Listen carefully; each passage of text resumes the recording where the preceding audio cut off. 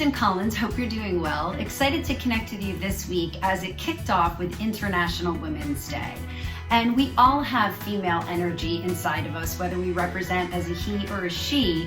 We have that yin and yang of the female and the masculine energy. So I really enjoyed pausing this week and thinking about the rise of the female spirit, which again is inside of each and every one of us. And what does the female energy bring to our culture, to our community? And that is collaboration, nurturing, kindness, deep listening, all those maternal things you think about when you think about the female energy.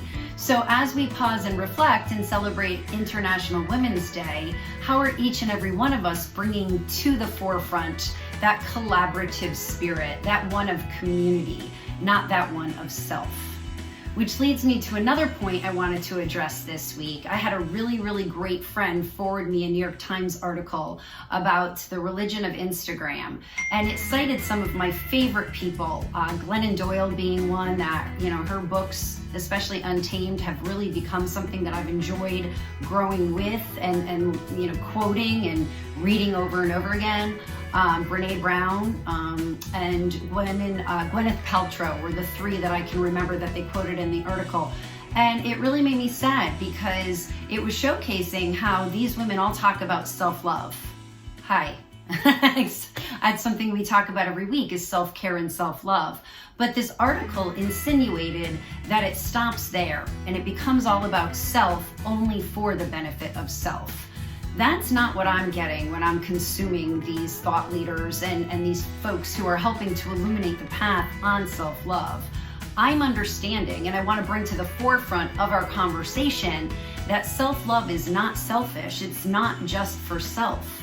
It's so that we show up as a whole being, as our whole self, not seeking to get anything from community that we can't already find within ourselves. So it's unhealthy to show up not nurtured, not satiated, not whole, and then passing judgment or trying to extract from others the things that are already inside of us. So I venomously disagree with this posturing in this New York Times article, that I don't think these thought leaders are saying, hey, take care of yourself so you can hoard abundance. That's right, it was Gabby Bernstein was the other one in the article when Gabby talks about abundance.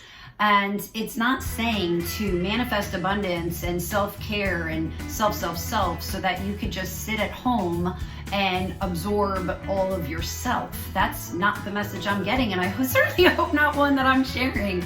So I challenge us today, especially in the week of International Women's Day, is how are we taking care of self so that when we connect with others, we're coming from that place of wholeness. We're all interconnected anyway, so if we each take care of ourselves and we each play our part by nurturing, loving, grooming ourselves for that divine, unique purpose that we came here to experience and to be, interconnected with the rest of the world, whether that's nature, whether that's fellow man, that's what self-love and self-care is foundational for.